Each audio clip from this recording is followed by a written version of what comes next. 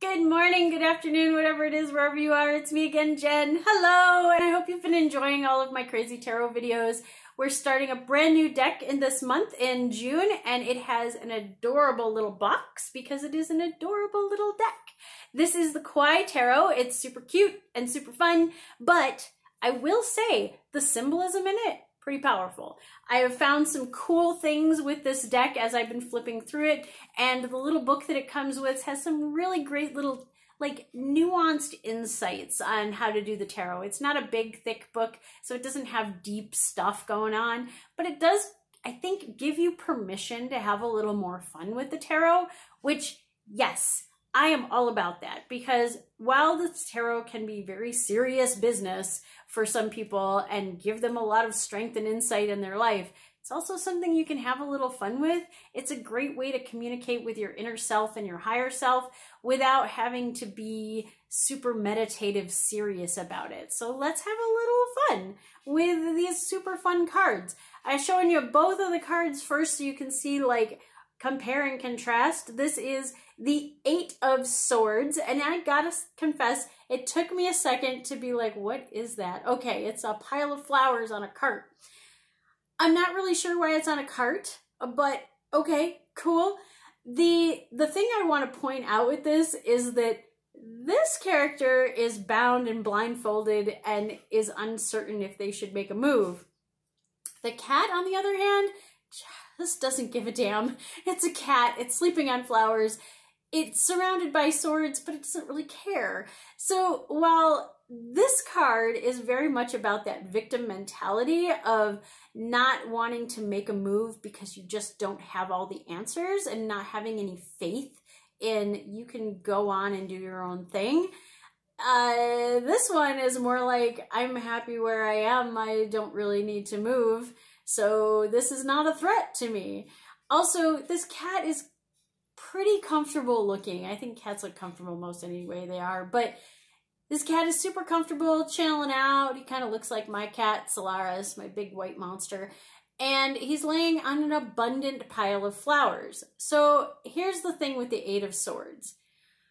The abundance, the castle in the background, all that kind of stuff, is usually away from the swords. Like the swords are keeping you away from it. In this case, the swords are kind of there so that he doesn't fall off.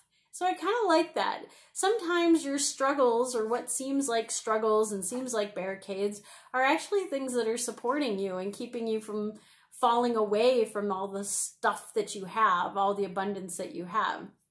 That's a super interesting way of looking at this card.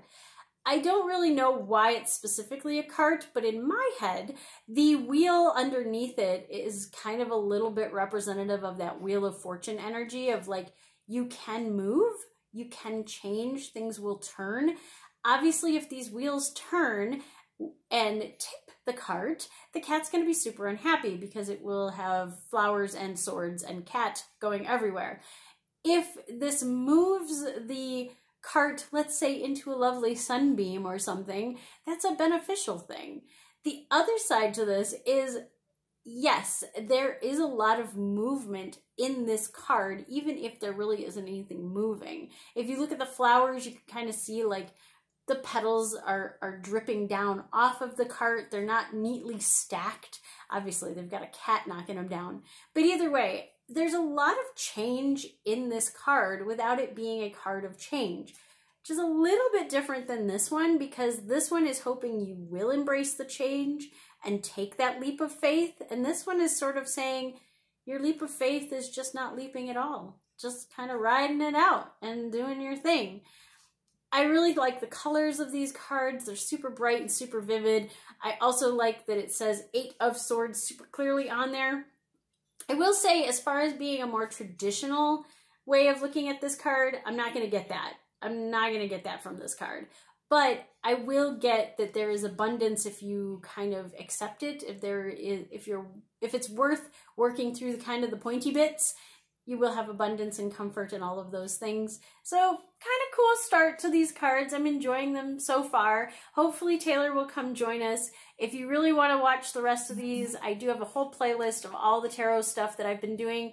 So check out the playlist. Obviously, if you really dig this stuff, I hope that eventually people subscribe to this and share it with their friends and all that kind of stuff. Anyway, yes, well, until next time, stay safe, stay healthy, stay happy. I'll see you again soon. Bye!